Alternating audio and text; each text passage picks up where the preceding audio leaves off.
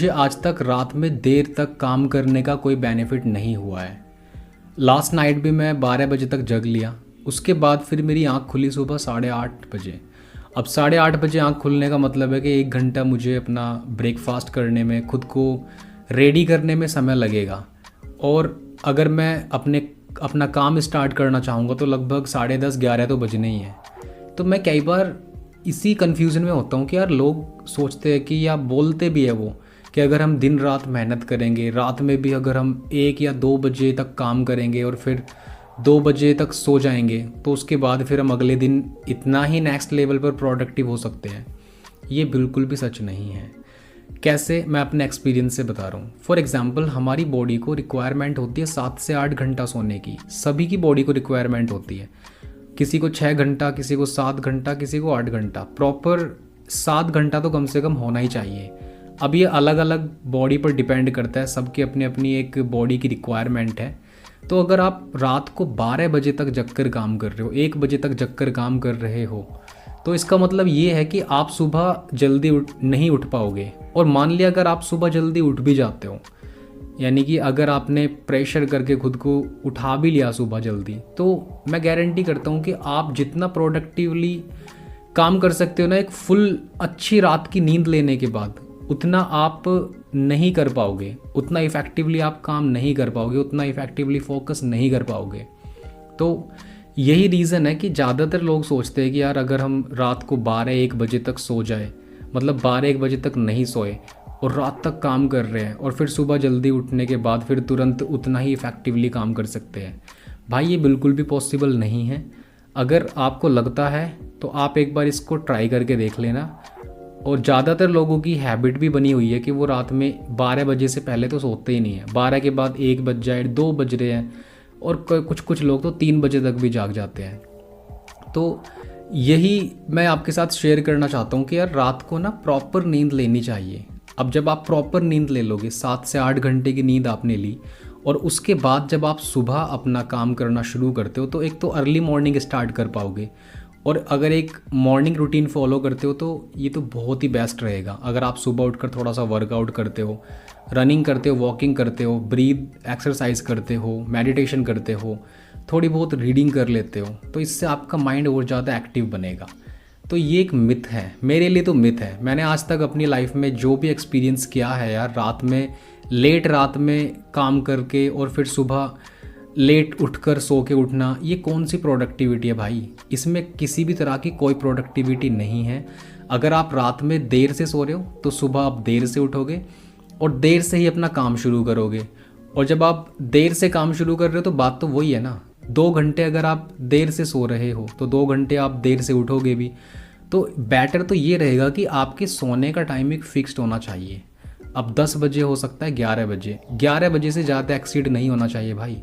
11 से लगाओ 12, 1, 2, 3, 4, 5, 6, सुबह 6 बजे तक आपके पास 7 घंटे सोने के लिए, और इनफ है। ये इतना बहुत होता है। लेकिन रात में 12:30 बजे तक जाग गया और सुबह फिर 8:30 बजे सो के उठा हूँ, और उसके बाद अब मैं जब काम करने बैठा हूँ तो अब लगभग 11 के बाद का टाइम हो रहा है मॉर्निंग का।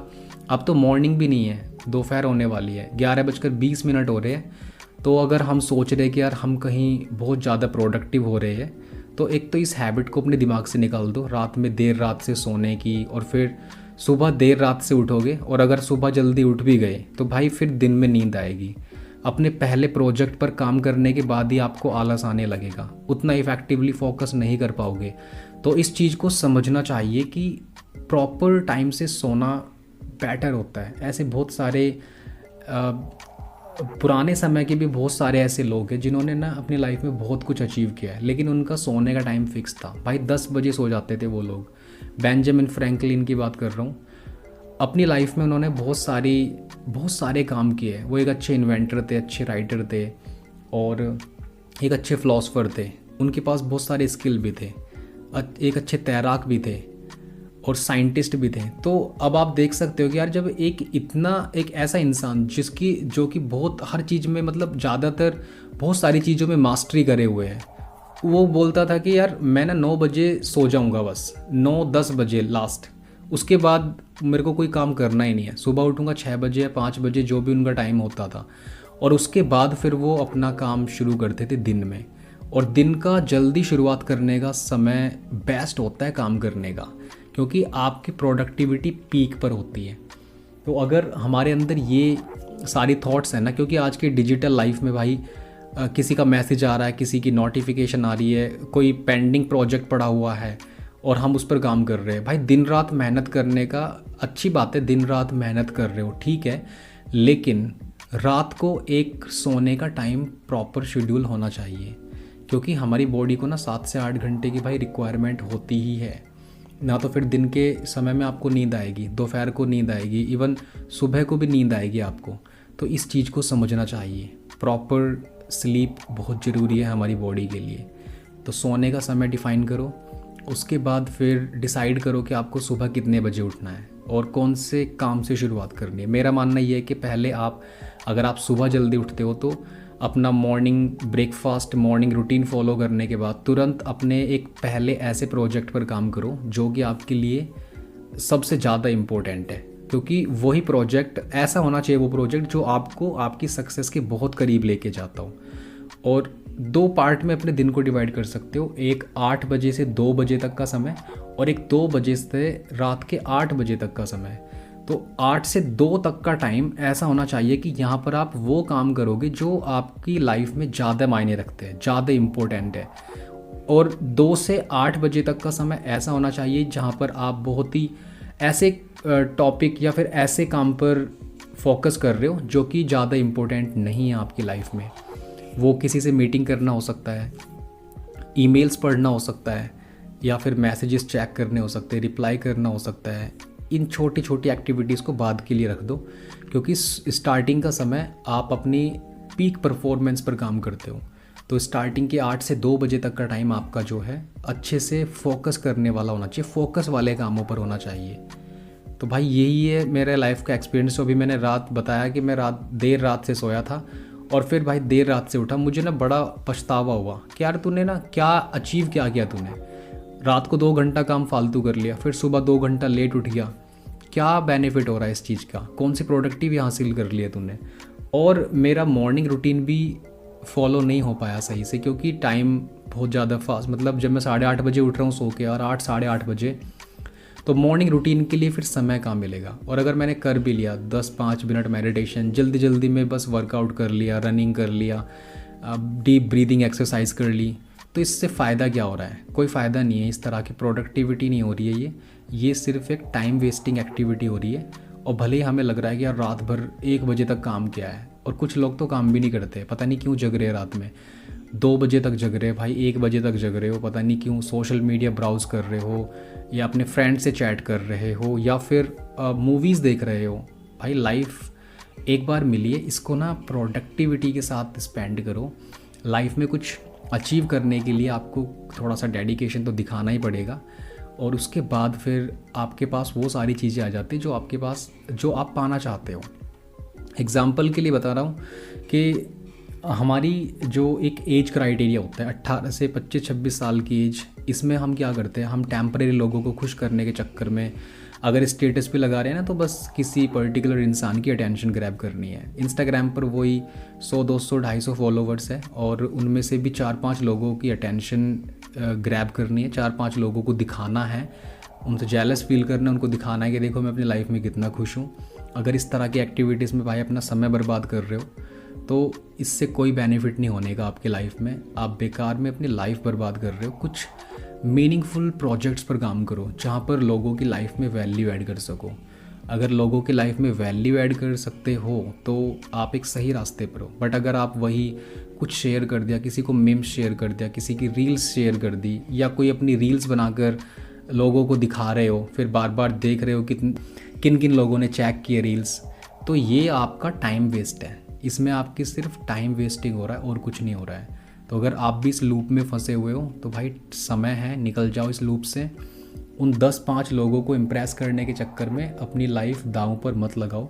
तुम्हारी लाइफ बहुत इम्पोर्टेंट है, और आप सिर्फ 10-5 लोगों तक ही अपना एक्सेस मत रखो कि हम सिर्फ 10-5 लोगों को ही इम्पैक्ट करना चाहते हैं। ज़्यादा से ज़्यादा लोगों की तरफ सोचो कि हम ज़्यादा से ज़्यादा लोगों के लिए क्या क्रिएट कर सकते हैं।